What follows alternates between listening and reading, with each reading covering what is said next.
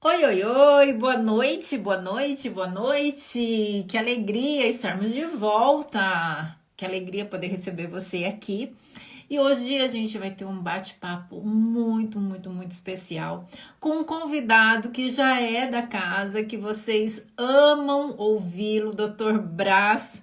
Ele que é psiquiatra, um médico que faz um trabalho diferenciado e que vai trazer para a gente hoje uma contribuição muito significativa. Tenho certeza que vocês vão amar tudo que a gente vai conversar aqui hoje.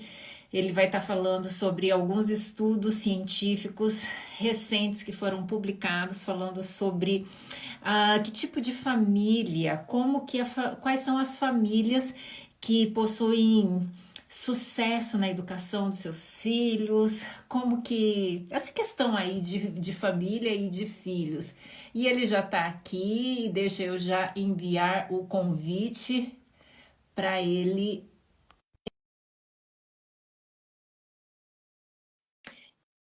E ok, tá convidado. Aguardando ele entrar, tá aí. Boa noite, boa Boa noite, boa noite, tudo noite. bem? Deixa Tudo eu bem? só arrumar aqui. Maravilha. É Nossa, isso aí. Prazer estar aqui, Welda, mais uma vez contigo. privilégio é 100% meu, na realidade 100% Legal. nosso. É muito bom ter você com a gente mais uma vez. Seja muito Obrigado, bem-vindo. obrigado pelo convite. Então, a gente vai se encontrar semana que vem lá em São Paulo, né? Verdade, estamos lhe esperando aqui. Estamos no aguardo. Pois é, semana Que que legal. vem tem Esse é um evento aqui que a gente vai estar junto. e segunda-feira estou indo aí para São Paulo para esse encontro aí tão. Legal. Vai ser muito especial, sem dúvida, sem dúvida. Doutor Brás, conta aí pra gente, pro pessoal que tem muita gente que ainda está entrando, Uhum. para quem ainda não te conhece, conta pra gente quem é o Dr. Brás, o que você faz, Maravilha. contextualiza aí para o pessoal te conhecer melhor. Maravilha. Bom, meu nome é Brás Gondim, tá? Sou médico e tenho esse amor, essa paixão pela psiquiatria, pela saúde mental e me dediquei, me especializei na pesquisa, na teoria do trauma, tudo que envolve a questão do trauma emocional, debaixo de diferentes perspectivas, não só da médica, mas da neurocientífica, parte da psicologia, da psicanálise e até da própria filosofia. Então, me aprofundei, me especializei nesse tema trauma emocional e o que envolve a experiência do trauma, porque toca em muitos assuntos, a experiência do trauma emocional, dentre esses assuntos, a questão envolvendo relacionamentos, a filhos, o histórico das dinâmicas que acontecem dentro de uma família e, claro, também, além disso, quais os sintomas, os modelos de resposta. Quando a gente pensa em temperamento, em personalidade, é claro que existe a heredabilidade genética, é claro que existe a influência do traço, mas existe também vários componentes ambientais e modelos de relacionamento que falam acerca de como o indivíduo ele se constrói como ser, como singularidade, né? Tem um autor americano, Gabor Maté, ele fala de uma mãe que teve 8 filhos, uma mãe de 8 filhos, na verdade, são 8 mães diferentes para todos os aspectos, como experiência, como um momento nutricional, ambiental e bioquímico também. Então, é por isso que muitas vezes existem filhos que podem ter características tão distintas, né? E eu sou fascinado por isso, eu amo isso, e para mim é um grande privilégio servir a Deus com esse ofício, com essa profissão. E esse tema é um tema que para mim é muito importante. Eu tenho 2 filhos e os meus filhos, né, o Pedro e a Mariana, o Pedro tem 8 anos, a Mariana vai fazer 10 anos agora. E se tem algo que se eu recebo muitas perguntas, são queixas muito presentes no meu consultório, também recebo convites também para estar falando sobre isso. É justamente essa coisa falando desse vínculo, dessa questão dos pais, da relação com os pais, essa herança emocional que a gente traz do nosso relacionamento com os pais, o que é? Será que tudo é trauma? Será que os pais realmente são esses vilões? É claro que existem experiências e experiências, mas às vezes a gente precisa encontrar alguma coisa que justifique o que a gente não compreende, e é normal isso, tá tudo certo. Mas eu tenho me debruçado a isso. A minha esposa, a Fernanda, também é médica, e ela tem se debruçado aí sobre o tema autismo e também saúde mental infantil.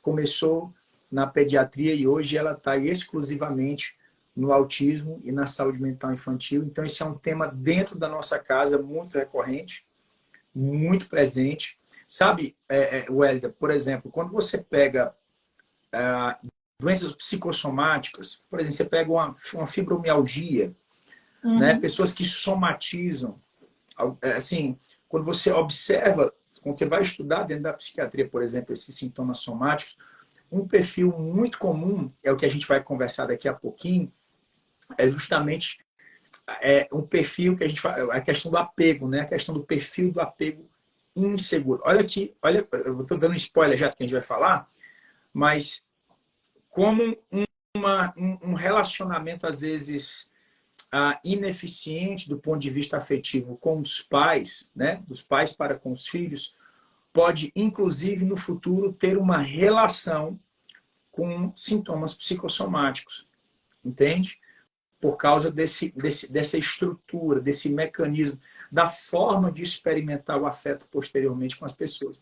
Então, eu sou apaixonado por esse tema e eu acho que, com certeza, essa live... Na semana passada, a gente teve falando, eu tive falando sobre isso no meu canal, deixei lá, também no meu canal do YouTube, mas é um tema muito oportuno, é um tema muito necessário, e eu acredito ser um tema de extrema importância para todas as famílias que estão com filhos em idade de desenvolvimento. Excelente. Inclusive, eu acompanhei a sua live e ao ouvir, eu falei assim, gente, eu tenho que trazer isso aqui para o meu canal também, para poder ouvir, porque é um tema realmente muito importante, que me toca muito também, e sei o quanto é necessário e urgente da gente estar trazendo informações diferenciadas. Doutor Braz, antes da gente entrar diretamente no assunto, onde as pessoas podem te encontrar? Você falou do seu canal do YouTube, passa aí as informações que as pessoas conseguem te encontrar. Maravilha. Eu estou aqui nesse meu perfil do Instagram, então qualquer dúvida específica, quiser me perguntar alguma coisa, pode me procurar aqui no direct, ok? E nós temos também um canal no YouTube, e lá no YouTube a gente faz lives diárias, todos os dias às 8h27 da manhã. Essas lives diárias que a gente faz lá, na verdade, são mais pensamentos, são mais reflexões, onde a gente procura conectar alguns aspectos, tanto científicos como teológicos também, a gente fala lá a partir dessa perspectiva. A gente tem falado agora, mais recentemente, sobre insights, reflexões sobre o livro de Provérbios, por exemplo, mas também todos os dias no meu canal do YouTube, vídeos com conteúdos envolvendo comportamento, cura emocional, desenvolvimento pessoal. Todos os dias, conteúdos são postados, vídeos são postados no período da tarde. Fora que você deve... Tem uma coisinha ou outra lá que você jogar meu nome lá no YouTube, você deve achar ali alguma coisa. Mas se você quiser esse formato de conteúdo com uma qualidade melhor, a gente acaba encontrando aí lá no YouTube. E aqui também no Instagram, diariamente, a gente também posta vários conteúdos, a gente está sempre falando alguma coisa. E, claro, a gente tem aquela possibilidade de ter esse contato mais próximo, se tiver alguma dúvida. Principalmente quem quiser, às vezes, um contato de consultório para marcar a consulta, alguma coisa assim nesse sentido, tem um link na bio do meu Instagram, na bio, né? A página principal lá do meu Instagram, tem um linkzinho, um link. Você clica lá, você tem acesso lá ao consultório, você pode também estar agendando consultas por lá. Exatamente. Lembrando que o Dr. Braz, ele é psiquiatra, é cristão e é um profissional que eu recomendo. Obrigado. E faz ações, inclusive, né? Na realidade, assim, a gente não trabalha sozinho, né? Como psicólogo, a gente tem que ter uma rede de outros profissionais que atuam nas suas áreas, e para a gente poder oferecer o melhor para os pacientes, a gente precisa estar encaminhando para esses outros profissionais. E, frequentemente, as pessoas me pedem indicação de psiquiatra. E eu só tenho dois que eu indico. Um deles é o Dr. Braz. Obrigado pela confiança, minha amiga. Muito E obrigado. tenho certeza que as pessoas que o procurarem serão muito bem atendidos e bem com os tratamentos bem conduzidos. Obrigado. Bom, você estava falando na semana passada lá no seu canal de um estudo recente que foi publicado falando sobre essas questões relacionadas à família. Eu queria então que você trouxesse essas informações, esse estudo, que estudo esse, que informações, o que descobertas são essas que foram apontadas? Perfeito. Eu vou tentar, eu não sei se aqui me permite, eu queria só... Quando eu fiz aqui, deixa eu ver se eu consigo... deixa eu ver se eu consigo mostrar aqui, deixa eu ver se ele me dá a opção. Poxa, infelizmente não me dá aqui a opção, se eu tivesse sozinho talvez eu conseguiria. Eu conseguiria mostrar na própria página uma parte aqui do artigo especificamente. Na verdade, é um artigo que foi feito na Universidade do Utah, Universidade Regional de Utah, nos Estados Unidos, onde observou os padrões de alunos dessa universidade, ok? Que estavam em idade acadêmica. Então, a gente está falando de jovens ali com seus 18, 19, 20 anos.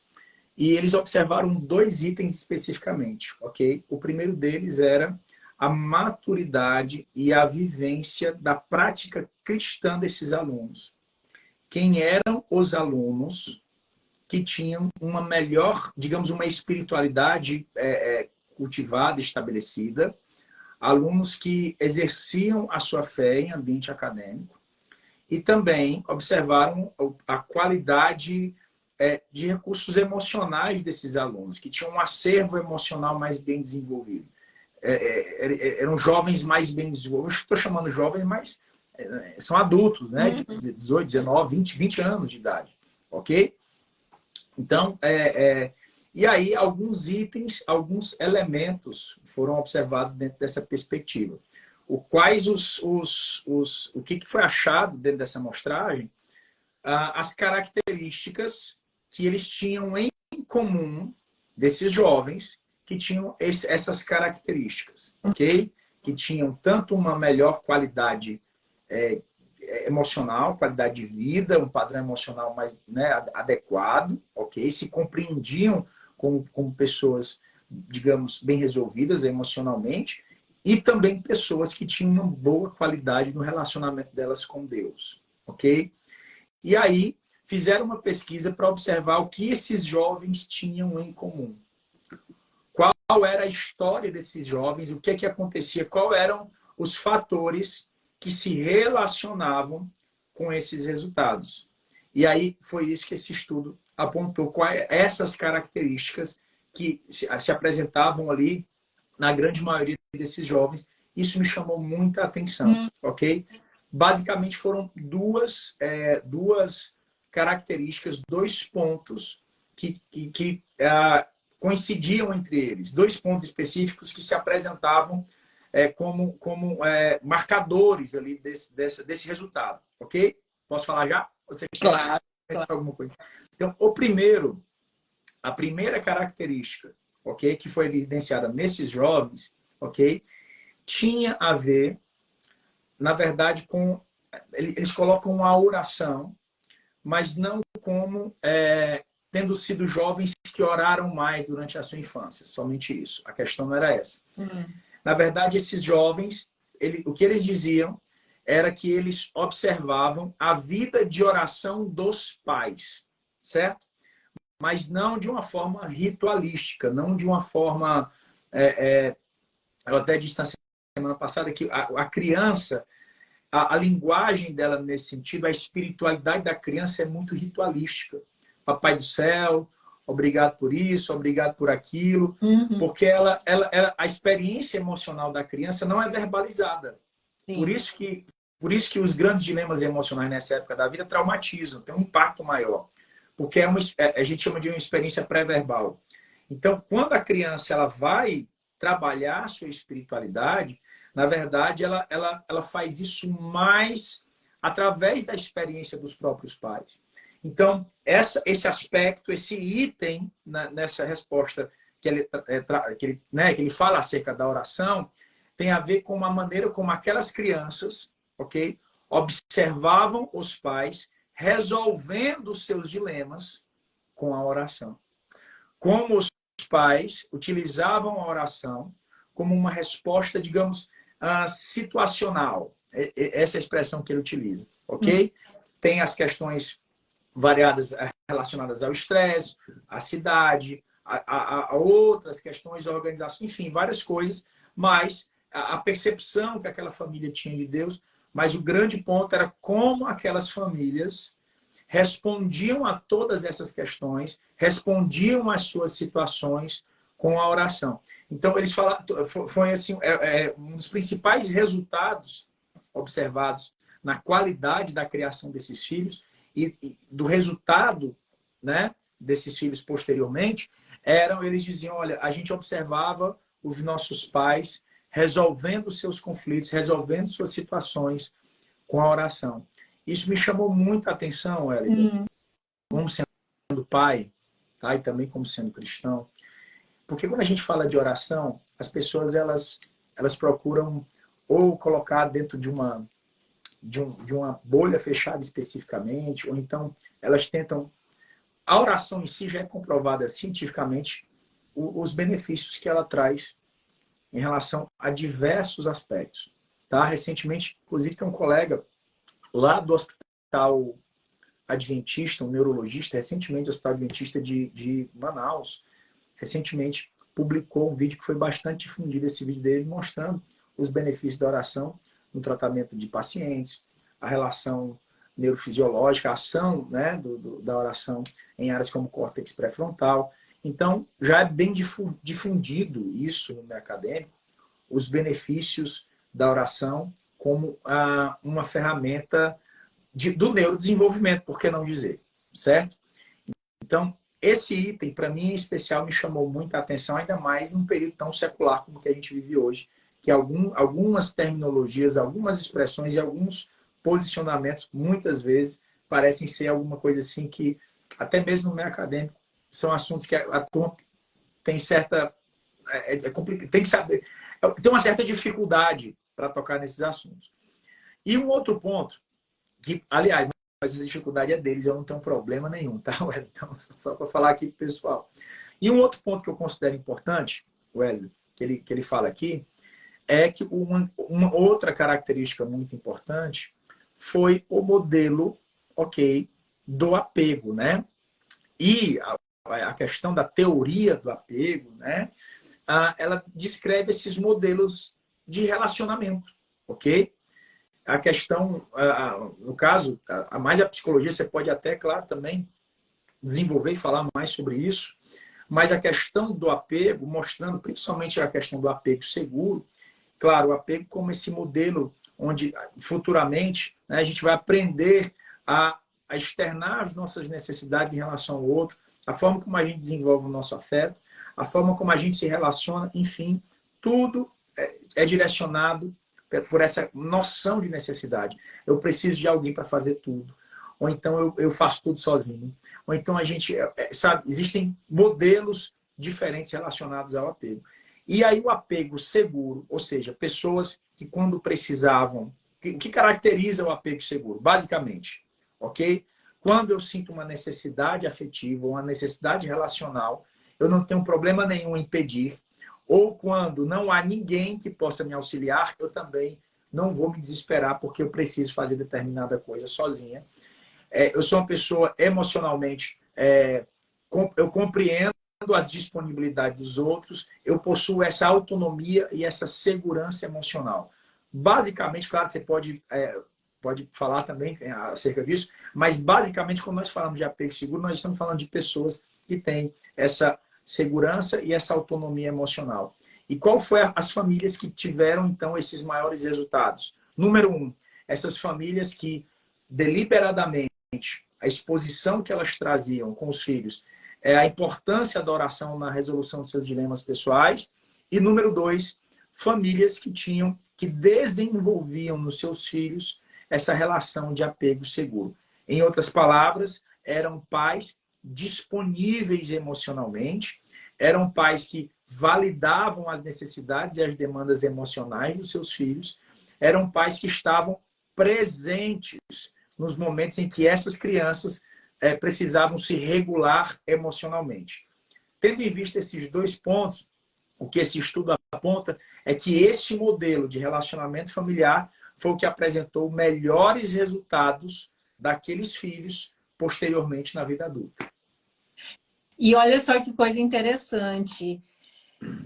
Eu sempre tenho falado muito sobre essa questão da importância dos pais priorizarem de forma intencional e consistente o estabelecimento de vínculos com os filhos, que nada mais é do que esse apego seguro. Exato. Então, veja, quando na relação entre pais e filhos, esses vínculos eles são fortalecidos, olhando por essa perspectiva aí do estudo que foi publicado, em que enfatiza que para a criança, né, o jovem adulto aí, que é percebido através do estudo científico como emocionalmente estável e com resultados na vida de desempenho acadêmico e desempenho na vida, resultados diferenciados, veja, eles têm esses 2 elementos em comum. Essa questão de terem observado uma vida ativa de oração, em que os pais eles possuem na oração uma resposta e uma saída para os seus dilemas do dia a dia, e ao mesmo tempo esse vínculo bem estruturado, né, com esse apego seguro com os filhos. Agora, você observa que, veja só, a criança ela tem o raciocínio abstrato. Então, quando a gente vai ensinar para a criança sobre Deus, Deus é um conceito abstrato. A criança ela não consegue entender esse Deus que ela não vê, que ela não sente, que ela não toca, uma coisa abstrata. Então, veja, a criança ela aprende sobre Deus olhando para os pais, especificamente para o pai. Sim. Até porque toda referência sobre Deus, a gente vincula essa questão do pai. Então, a gente vai olhar Pai Nosso, né? Papai do Céu. Então, esse elemento Deus está muito vinculado com o pai. A criança que não tem esse raciocínio abstrato, então ela olha para o pai e o pai é a personificação de Deus. Então, para a criança, ao ela parar para refletir sobre Deus, ela vai então fazer essa sobreposição com o pai. E ela vai construir essa identidade de Deus a partir dessa identidade com o pai. Aí veja só, quando a criança então, ela tem essa relação de apego com os pais e ao mesmo tempo, simultaneamente, ela percebe esses pais com essa relação de apego com Deus, o que acontece? Na realidade, ela está criando vínculo com a família e está criando vínculo com Deus. Perfeito. Então, esse estudo ele vem mostrando sobre isso. O que é que faz com que esses jovens adultos sejam diferenciados emocionalmente, academicamente? Evidentemente, isso vai se transpor para os relacionamentos, para a carreira profissional. É essa questão de ter vínculos familiares bem estruturados e vínculos com Deus bem estruturados, que esse vínculo com Deus ele é construído a partir desse relacionamento dos pais com Deus, que na realidade os pais são esse modelo aí para a criança. Nossa, muito interessante isso, porque tudo está nesse tripé aí, nesse tripé não, nesses 2 parâmetros, nesses 2 fundamentos, que é esse vínculo, né, esse apego com a família, que vai gerar esse apego com Deus também. Então, quando essas 2 coisas se comunicam, isso gera saúde emocional, saúde relacional, e o interessante é que o apego com a família diz para a criança e depois para o jovem, assim, olha, você não está sozinho nos desafios da vida, você pode contar comigo. E o apego com Deus diz a mesma coisa. Você não está sozinho nos desafios da vida, você pode contar com o Pai do céu. Sim, Então, sim. quanto isso é importante, significativo para a criança e para todos nós na realidade. Muito. Sim. Eu acho que, assim, o que estudos apontam, Wellio, é que experiências, assim, que foram uma grande agressão, uma violência sofrida na infância, ela tem o mesmo impacto posteriormente de crianças que foram negligenciadas emocionalmente. Então, a negligência, ela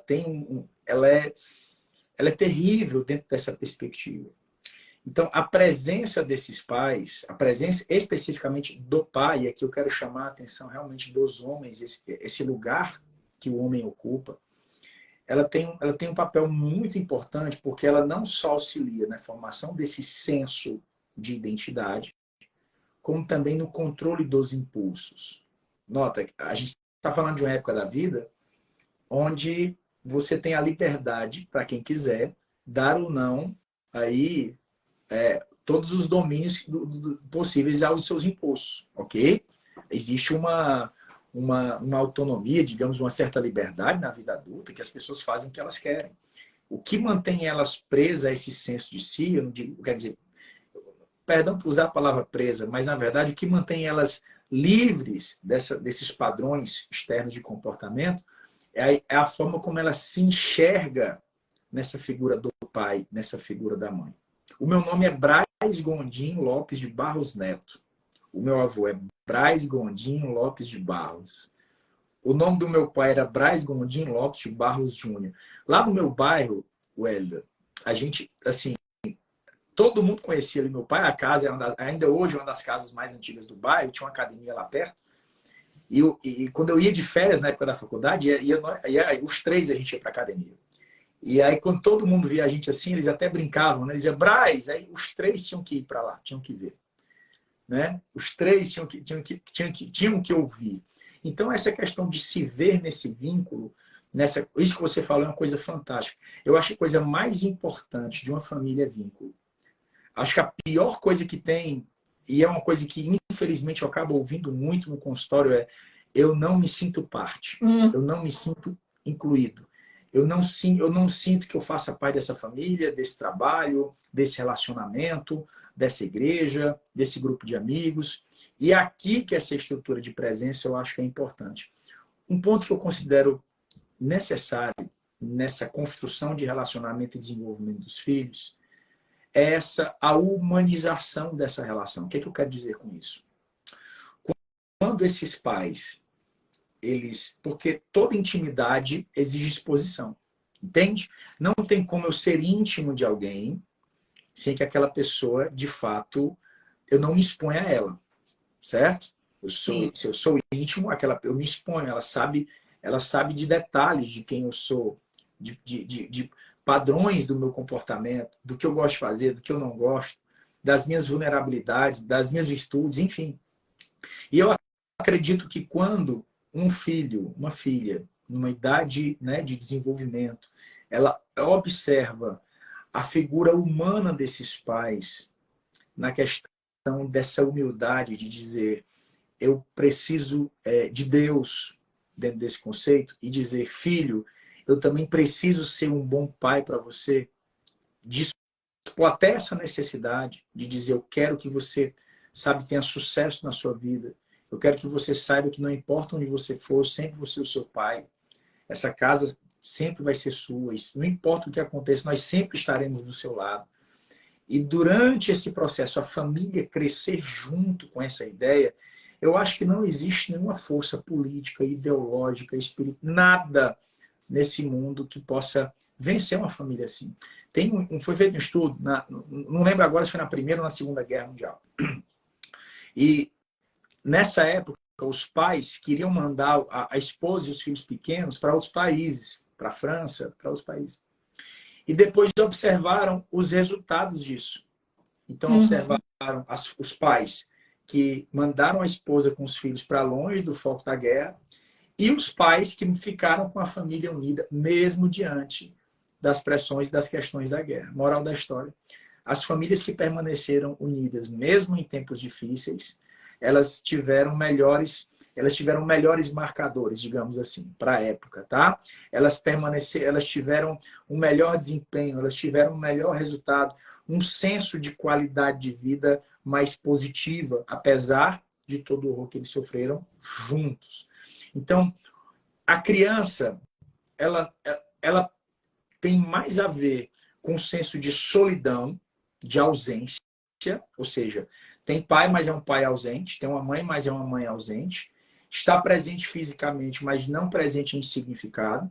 Então, esse vínculo é terceirizado por tecnologia, pelas tias da escola, por coleguinhas do condomínio, ok? E Uhum. acaba sendo terceirizada a experiência do vínculo, ok? Então, existem esses pais ausentes de significado. Posteriormente, essas crianças elas vão buscar esse vínculo, esse significado no vínculo em questões externas que estão alheias aí, claro, a todos, não só esses princípios que nós defendemos e o amor que nós ofertamos aos nossos filhos, mas também vão acabar expostas aí a essas vulnerabilidades dessa loucura que está esse mundo por aí fora. Então, quando você fala dessa questão do vínculo, para mim é a coisa mais importante que existe, sabe? Então, tudo isso vai ter um impacto assim muito importante na experiência desses jovens, dessas crianças e desses jovens e desses adultos Com posteriormente. certeza. E aí eu vou puxar a brasa para minha sardinha Claro. e te fazendo a seguinte pergunta: qual a conexão que existe, se é que existe, entre vínculo e ansiedade infantil? Perfeito. A criança que tem vínculos mais estruturados, mais solidificados com os pais, isso tem algum impacto, né, em questões emocionais, como, por exemplo, ansiedade, ataques de pânico e tal? Perfeito. Tem alguma isso? Tem. O Winnicott ele vai falar uma coisa bem interessante acerca disso. Ele vai dizer o seguinte, porque assim, quando uma criança bebê de colo, tá na fase ali lactente, está amamentando, aquela criança, quando ela chora com fome, ela não chora pela birra. É um choro de morte, porque ela não sabe que a gente se alimenta 3 vezes ao dia. Ela não sabe que ela tem, que tem ali aquela oferta, aquela livre demanda. Ela está conhecendo a existência debaixo de outra perspectiva. Há semanas atrás, ela não tinha nenhum. O útero era um lugar quentinho, com todos os nutrientes disponíveis para ela. Qual que é o ponto? Né? A questão do vínculo e como o Winnicott ele demonstra isso. Ele chama isso de situação XYZ. Tipo assim, a criança, ela se adapta, por exemplo, ela já reconhece, ela é mais, ela tem uma identificação maior com o olhar do que com a fisionomia, com a anatomia do rosto. Então, tem estudos que mostraram que só colocando fotos de olhar externos já foi assim útil para promover regulação emocional de criança. Não necessariamente uma estrutura humanoide, vai um rosto, por assim dizer, ok? Então, o que é que o Winnicott vai dizer? Quando, por exemplo, uma mãe que dá de mamar todos os dias a criança no horário X, ok? Todos os dias, ok? Mas por algum motivo, alguma coisa aconteceu, ela não veio no horário X. Pô, a panela, outro filho, o marido, N coisas. A criança ficou chorando um pouquinho mais, ela atrasou ali talvez uns 15, 20 minutos, um pouquinho mais. Então a criança, ela chorou, ela ficou angustiada, com medo, né? A questão do medo é muito importante aqui, porque para onde ela foi, se ela para ela estar aqui há 20 minutos atrás, eu estou com fome, será que ela me abandonou aqui, né?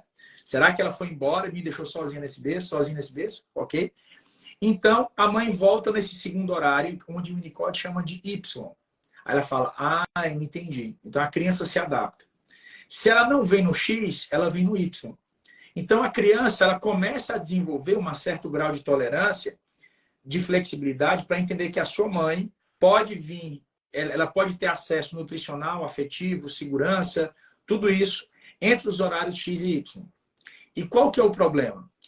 Quando esse horário X e Y não é respeitado e a mãe vem, não passa dentro desse hábito, vem no horário Z, essa criança perde essa janela de adaptação. Então, ela passa a não saber exatamente se a sua mãe, no caso aqui nesse momento da criança que amamenta, ela perde então esse aspecto de identificar a disponibilidade da mãe nesse entendimento das suas necessidades. Então, ou seja, nesse momento, ela cria, surge daí a ideia de que esse vínculo, ele não que, sabe, ele é um vínculo inseguro. Será que ela volta? Será que quando ela vai conseguir atender as minhas necessidades? Porque eu não sei mais se é horário X, Y ou Z. Então, qual que é o ponto quando eu penso nessa questão de vencer a ansiedade infantil, partindo do pressuposto dessa insegurança? Essa rotina na disponibilidade emocional desses pais.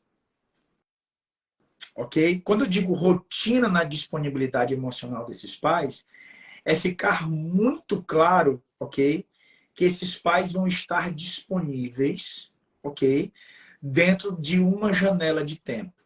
Então, por exemplo, como que eu faço aqui com os meus filhos? Deixa eu dar esse exemplo aqui para ficar muito claro. Sim. Com os meus filhos, a gente já é convencionado aqui em casa, porque hoje, vamos dizer que quase que 90% da minha demanda hoje é no home office. Então, esse aqui é um espaço, eu reformei a minha casa, então aqui eu faço meus atendimentos, aqui eu faço minhas filmagens, faço tudo aqui. Então, hoje os meus filhos, eles sabem que eu tenho a minha janela ali, o meu horário que eu estou atendendo os pacientes, eles estudam à tarde, então eu procuro fazer um manejo da minha agenda que se encaixe melhor com o horário da escola deles, mas mesmo quando eles observam que eu estou no atendimento, é o único momento do dia onde vai haver uma necessidade de espera, a não ser que seja algo com um grau de importância maior, como alguém ter se machucado, ou alguma coisa assim nesse sentido que tem um grau de importância maior. E aí eu olho para o meu paciente e falo, você me dá um minuto, eu preciso resolver aqui algo, e eu me levanto e vou. Ok? Raramente aconteceu isso, mas os meus filhos sabem que se eles precisarem de mim, ainda num momento como esse, ainda que seja algo realmente muito importante, eu vou estar lá presente. Agora, tirando esses momentos, ok? Tirando esses momentos, claro, nós temos os momentos de estarmos juntos, de ter esse nosso momento de intimidade, que a gente chama de chamego, porque eu sou cearense. Então, quando a gente fala a hora do chamego, a hora que está todo mundo junto, né? Então, eles sabem que o que eu estiver fazendo, principalmente às vezes eu estou aqui lendo, eu estou estudando, estou fazendo alguma coisa, seja lá qual for a situação, às vezes eu estou fora de casa, chegando de alguma coisa, fui na academia fazer alguma coisa, eles, pai, você está chegando, eu estou precisando do senhor aqui, preciso falar contigo aqui alguma coisa.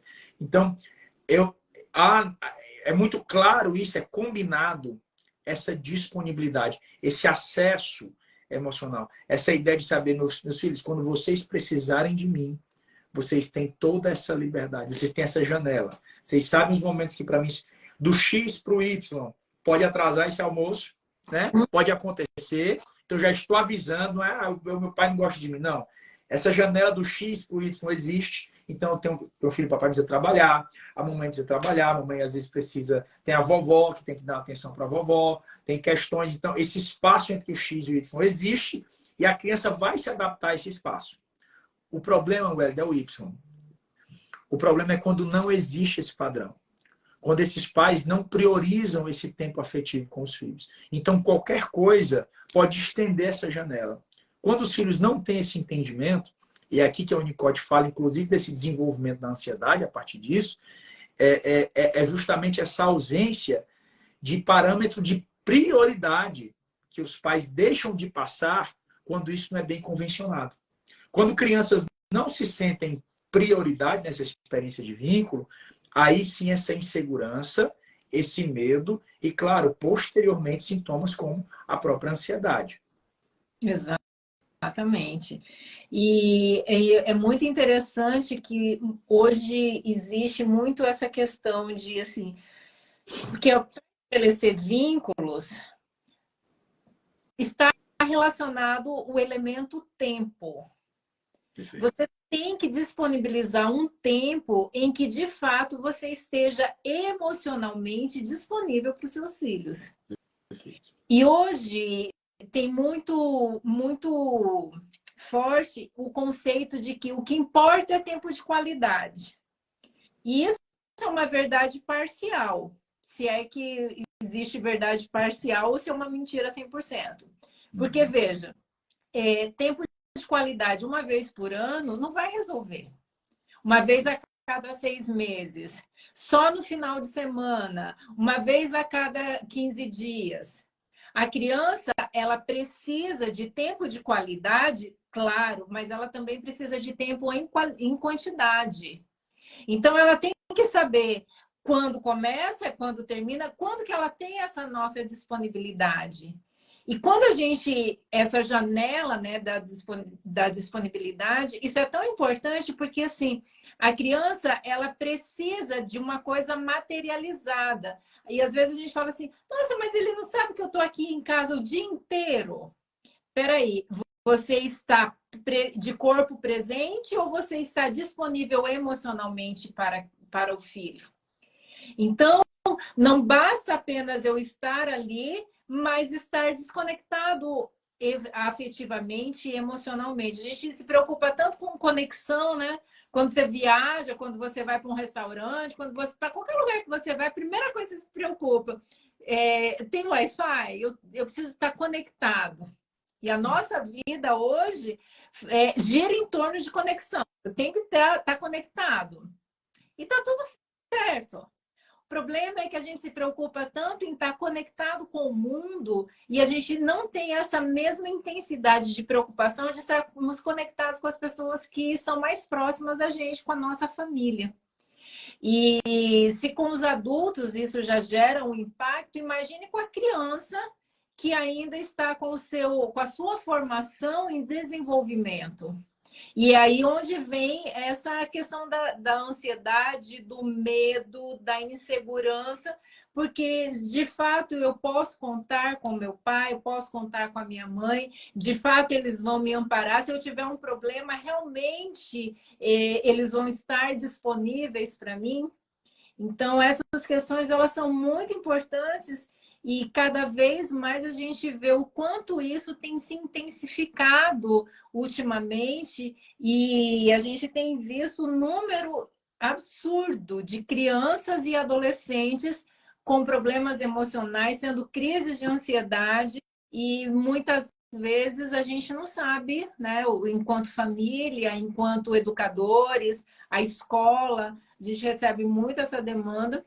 Os professores, eu não sei o que fazer, porque as crianças hoje estão com muitas crises de ansiedade e a gente não sabe o que fazer, como ajudar meu filho, como ajudar meu aluno a lidar com essas questões aí do emocional. Sim. O que eu vejo hoje da maior dificuldade dos pais é justamente a ideia de estarem em casa, de trazer o coração para dentro de casa, de estar em casa e pensar em casa. E o que eu percebo é que existe uma dificuldade de encontrar em casa também esse lugar de vínculo desses pais. Então, é uma experiência meio dissociativa. Eles estão aqui, mas estão pensando no negócio, estão pensando na viagem, estão pensando no carro que vão trocar, estão pensando num negócio que precisa fechar ainda essa semana na empresa. Ou então estão presos em uma experiência do passado. Então, essa dificuldade de estar no presente, de estar no aqui, no agora, de olhar para o agora, é que eu percebo muito que existe essa dificuldade dos pais em enxergar esse prazer na vida nesse contato com esses membros dessa família. O prazer de estar com a esposa, o prazer de estar com os filhos. É muito importante essas crianças observarem, falando em apego seguro, como esses pais se tratam, como esse pai trata essa mãe, entende?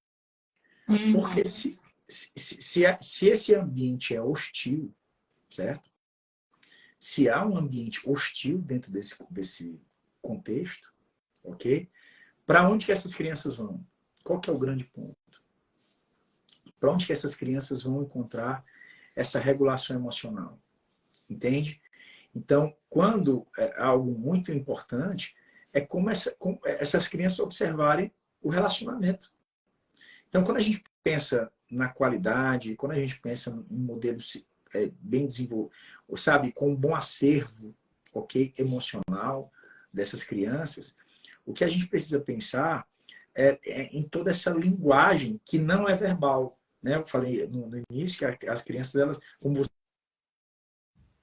tem essa percepção mais abstrata, as crianças elas são extremamente sensíveis a linguagens não verbais. Então, meu filho, por exemplo, ele rapidamente, qualquer alteração do meu semblante, às vezes eu estou um pouco mais sério, eu estou tenso, pensando em alguma coisa, e pai, está tudo bem, né? E existe essa...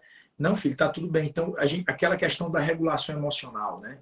A criança, quando ela fica perguntando, pai, falta muito para chegar? Aquela viagem no carro, né? Falta muito, falta muito, falta muito. Está muito longe? Não, tá, calma, volta um pouquinho. Quando chegar, eu já vou te falar, né, filho? Espera um pouquinho e tal. Porque a criança, ela busca nessa conexão com o pai uma forma de se regular emocionalmente. Ela não quer saber se falta muito ou se falta pouco. Ela quer resolver a ansiedade dela com a segurança do que o pai tem para dizer, do que a mãe tem para dizer. E como mãe, pais minimamente bem intencionados, que amam seus filhos, eu entendo que pais e mães também carregam feridas que precisam ser saradas. Eu entendo que pais e mães também tiveram seus traumas, também tiveram seus Sim. XYZs na sua história, entende? E eu sei que esses pais não tiveram culpa do que viveram, do que foi vivenciado. Mas Uhum. agora eles têm a responsabilidade por si e por esses pequenininhos, lindos, que fazem a nossa vida tão feliz, né, Weda? Então, Exatamente. tudo isso é muito importante.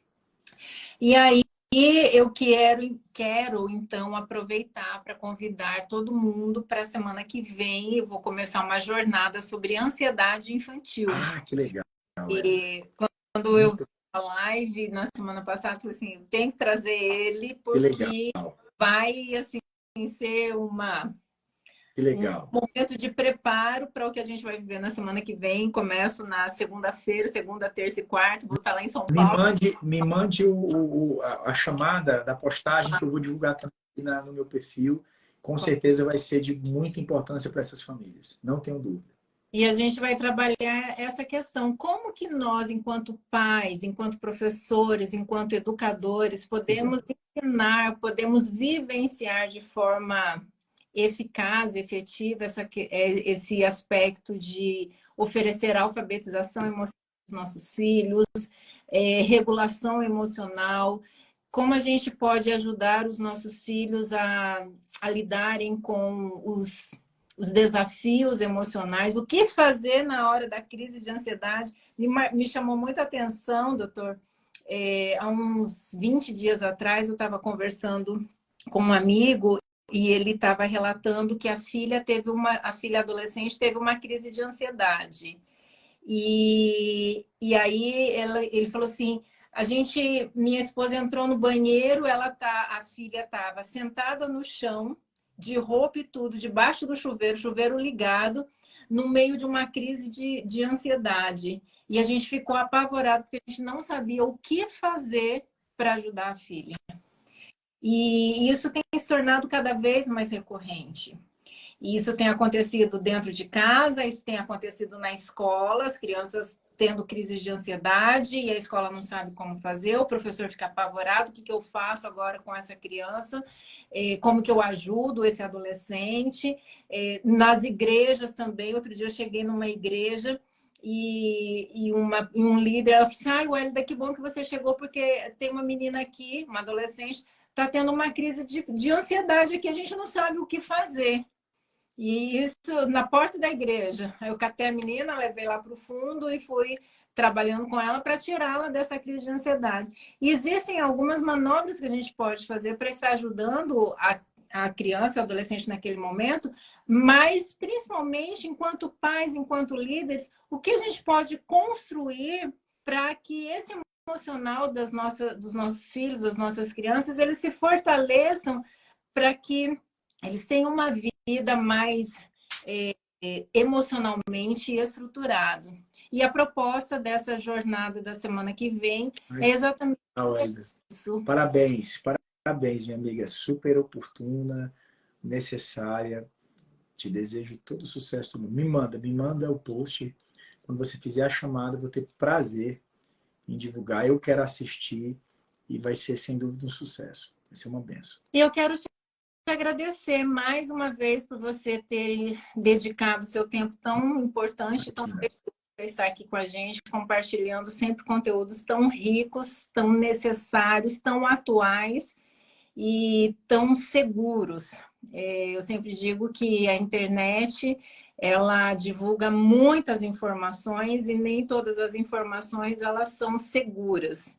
E quando a gente encontra pessoas com o compromisso de divulgar conhecimento, informação segura, embasada cientificamente, que gera transformação na vida das pessoas, a gente tem que realmente fazer todo o possível para potencializar isso, para que as pessoas tenham acesso à verdade que liberta a gente dos erros, dos enganos, da desinformação e do nosso sofrimento também.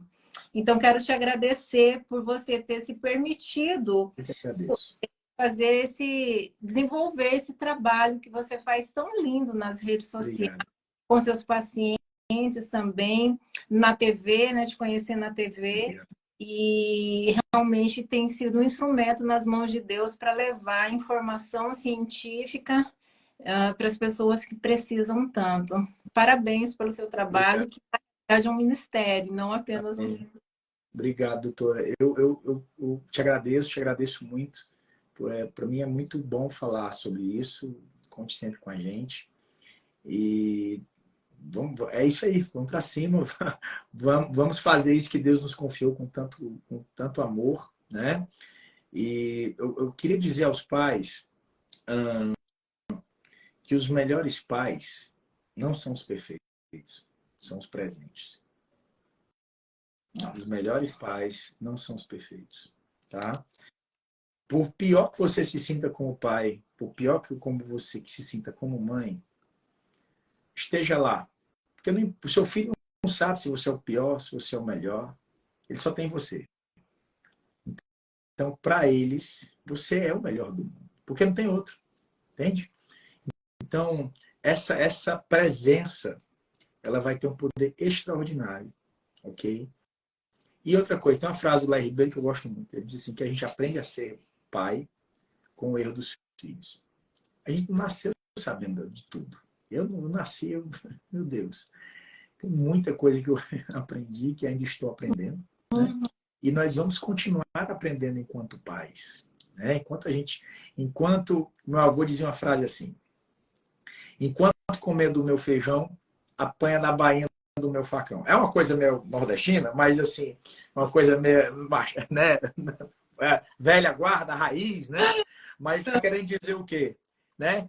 Enquanto eu cuidar, né, eu sempre vou ter alguma coisa para ensinar. Moral da história. É tipo isso. Né? Então, acho que aqui, essa minha última fala aqui, Welda, é para falar para esses pais. Tá? Estejam presentes. E conteúdos como esse, tá? Como da doutora Welda aqui, que são ricos, que são importantes, imprescindíveis. Então, você que está aqui assistindo agora, você que é pastor de igreja ou trabalha, sabe, que tem lá mães, que tem pais, então líderes de departamento infantil, são coisas como essa que a gente precisa ter acesso a essas informações. A gente vive uma época muito é uma luta quase desleal, porque a gente trabalha tantas coisas, tem todo um excesso de informações, e é como você bem pontuou, essa qualidade das informações hoje são muito escassas. Exato. Então, é muito legal a gente estar aqui batendo esse papo. Beijão, um abraço para a sua audiência aí, linda. Que Deus abençoe todos vocês. Foi uma honra. Qualquer dúvida, a gente está aqui à disposição. Me procura lá no direct, vou ter prazer em responder. Maravilha. Muito obrigada mais uma vez. E quero agradecer a todos vocês que estiveram aqui presentes e aproveitar para deixar o convite para você se inscrever na jornada lá na bio. Tem o link para você fazer a sua inscrição na jornada 100% online, gratuita e com material bem especial. Estou preparando um conteúdo bem inovador, bem especial, materiais bônus também bem especiais para todos. Tenho certeza que vai valer a pena vocês estarem junto comigo nessa semana aí de 7 a 9 de agosto. Então já fica meu convite, já entra lá, já faz a sua inscrição. E eu finalizo com essa frase que o Dr. Braz falou agora no final, que para mim assim foi espetacular. Sempre que eu venho para a live com ele, eu já venho com o meu caderninho, porque tem um monte de coisa que eu vou anotar. Mas essa frase para mim me tocou muito. Os melhores pais não são os perfeitos, são os presentes. Então, que Deus possa nos abençoar a sermos pais cada vez mais presentes, que isso de fato é o que vai fazer a diferença aí na nossa vida e na formação emocional, social e espiritual dos nossos filhos. Ficamos por aqui, então. Um beijo no coração. Muito obrigada, Dr. Braz. Obrigada a todos vocês. Obrigado. Tchau, tchau. Boa noite. Tchau, tchau.